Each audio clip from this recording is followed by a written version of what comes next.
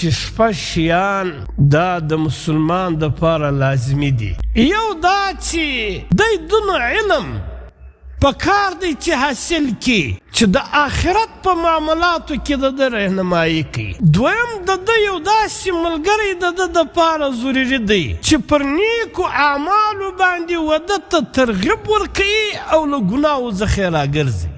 دریم دا چې هر سړی پکار دی خپل دشمن وپېژني او دی له هغه څخه ځان وساتي. د مؤمن دشمن شیطان دی.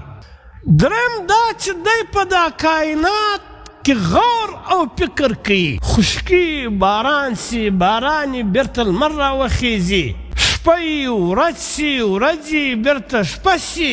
د دې یو خالق او یو مالک ستا، ډېر د قدرت والا خالق او مالک دی. دا د اختلاف په دې کائنات کې د دې یو مالک او یو خالق ستا او هغه زموږ رب دی. و دا ته دی متوجه شي، دا پکار دی چې هر مسلمان وپېژني.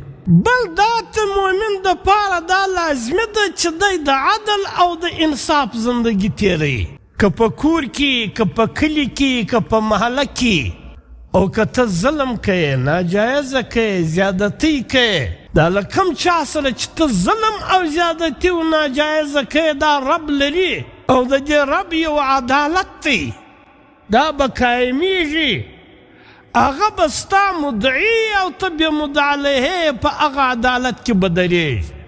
او بل دا چې انسان مرګ لري او دا مرګ یو تیاري غواړي چې ته کراچي له ځې د 5 ورځو دپاره. نو په کراچي کې چې ستا کوم شیان ضرورتونه یې هغه ته پوره کوې که نه پوره کوې. نو موږ قبر لره ځو، آخرت لره ځو او هغه تیاري نه غواړي چې سړی د 5 شپو دپاره ځي، په سفر تیاري کوي. او چې قبر لره ځي، دا قبر لره به بغیر د تیاري سړی ځي. نو نبی علیه الصلاة والسلام و دې صحابي ته ویل چې مؤمن به حریص نه، حرص به نه لري.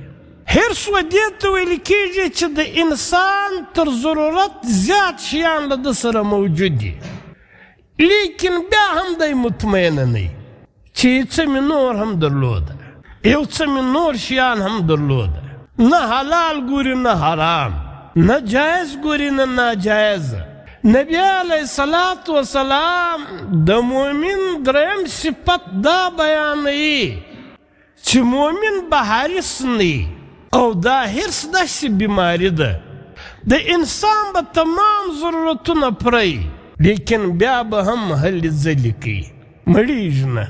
په یو روایت کې بیبي عایشه رضی الله تعالی عنها فرمایي چې دا حرص داسې بیماري ده که د یو سړي 2 واده د سوني، 2 شیلې واده د سوني یي، دی وایي چې یو درېیمه مې هم درلود. او چې 3 واده شیلې د سوني سي، دی وایي چې یو 4مه مې هم درلوده. او نبی علیه الصلاة والسلام فرمایي چې د دا سړي خوله نه ډکېږي، دا نه مړېږي، دا به د قبر په خاورو سره د خوله ډکېږي. او په یو روایت کې نبی علیه الصلاة والسلام فرمایي چې د انسان پر هر شي باندې بوډاپه راځي، لیکن پر 2 شیانو بوډاپه نه راځي.